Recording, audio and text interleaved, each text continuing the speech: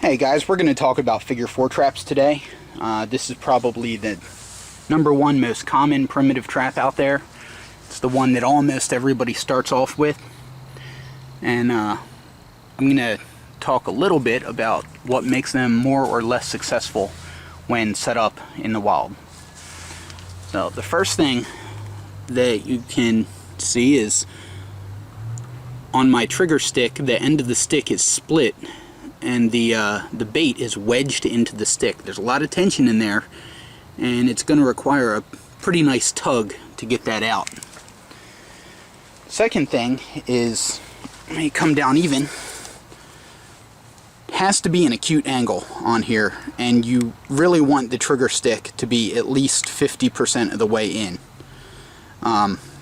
If you have the weight up too high, chances are, as it's falling, the squirrel's going to jump right out of the way. They're much faster than you would think until you see a few of them jump out of your traps. Let's move around to the other side. Now, this trap is completely exaggerated. The parts I'm showing you are not how you would want to set up a real trap. This is for demonstration. Actually, if you follow the figure 4 thread over on the Wilderness Survival Skills forum, you'll see half a dozen of them that are set up properly, and 2 of them at this point have already been successful with pictures. So, onto this side. The notch, and I haven't really seen too many other people do this, but they're purposely offset.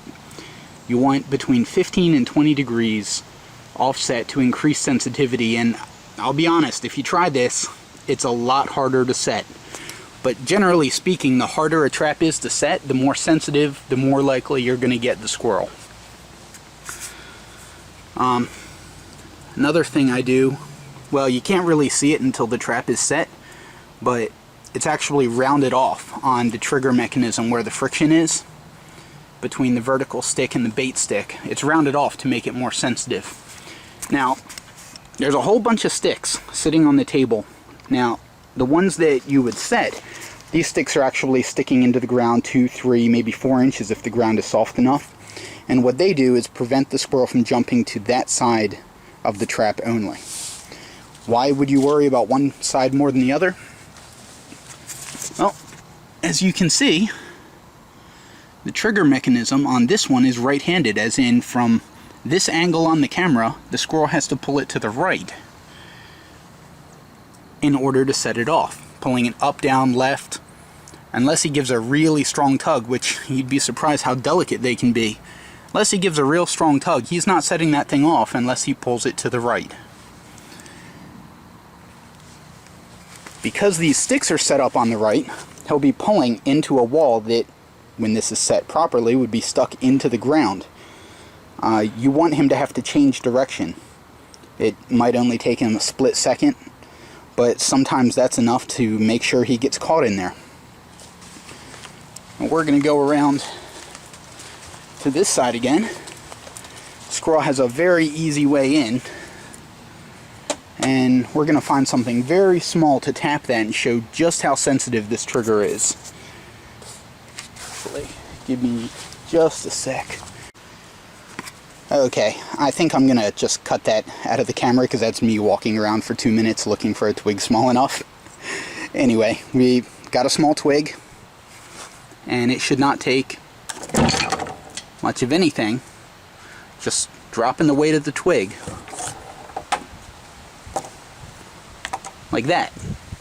Now, you don't want it that sensitive if there's a lot of wind, but if there's not a lot of wind, you want it that sensitive every time. I'm going to pause this and set up the next style figure 4, and this time I'm actually going to leave the sticks out because I don't want to waste much video time and actually have to set these in the woods to do it properly. So I'll do one more figure 4 trap. Oh, and while I'm on here, these little red mushrooms, whatever they are, if you trim the ends, I've seen more squirrels and chipmunks eating these than acorns this week. And the 2 squirrels that I've already got in the traps were actually baited with these red mushrooms. Now, just a side note. I'll set up the next trap and continue the video. Okay, so here is the next installment on the figure 4. This is almost the same trap, but not sure how well this will show. Vertical pressure is what sets this off, not horizontal pressure. I showed earlier in the video how when the trap is right or left-handed, you have to control where the squirrel wants to go because of the pressure that'll be put on the trap. Now this one, the back end's the same, top's the same. The only difference, and also the end is split. I haven't baited this one yet. I'm probably going to put one of those red mushrooms in that the chipmunks have been going after. The difference with this one, so let me show you just how sensitive it is. I'm going to drop this. I'm going to drop it and nothing's going to happen. Okay. One piece went flying, but that's not really that important. This trap, the notch, see if I can get this to focus properly, the notch is actually going up and down instead of left to right. So what happens, let me try to put the camera down and show this. What happens is the vertical stick is up and down, and the notch, actually the flat part of the notch up here, not on the side, is where it catches. It catches up here.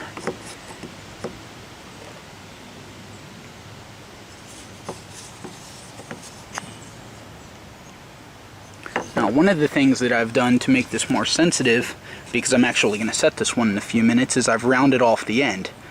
How much you round it off will determine how sensitive the trap is. The other thing to keep in mind is the more sensitive the trap, typically the harder it is to set. So, give me just a moment. I'm going to grab the piece of my trap that went flying, and I'll show just how quick this style is, maybe not to set, but to go off once it's up. And you can make any trap as sensitive or not sensitive as you'd like, but one of the differences using a vertical trigger instead of a horizontal trigger is all your attention is on the direction of gravity, up and down. You don't have to hold the weight from falling up and down.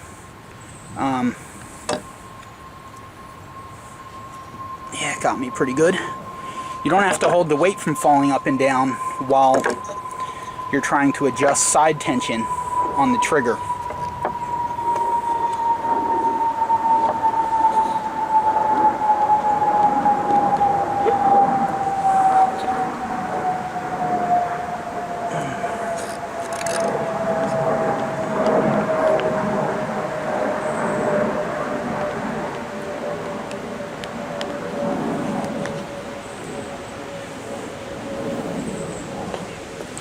And I think I may have also rounded this off a bit too much.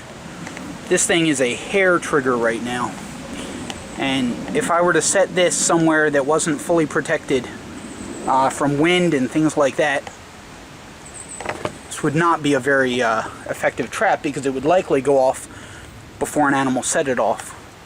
And before I actually set this one in the woods in a few minutes, I'm going to recarve that notch.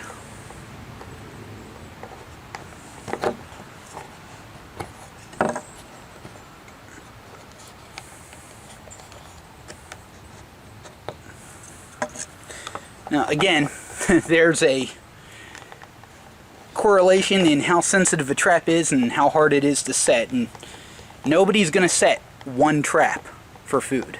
You set 5 traps, 6 traps, 10 traps. There we go.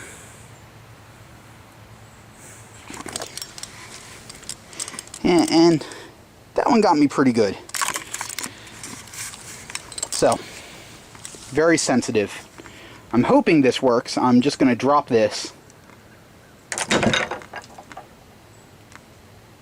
There we go. Vertical figure 4.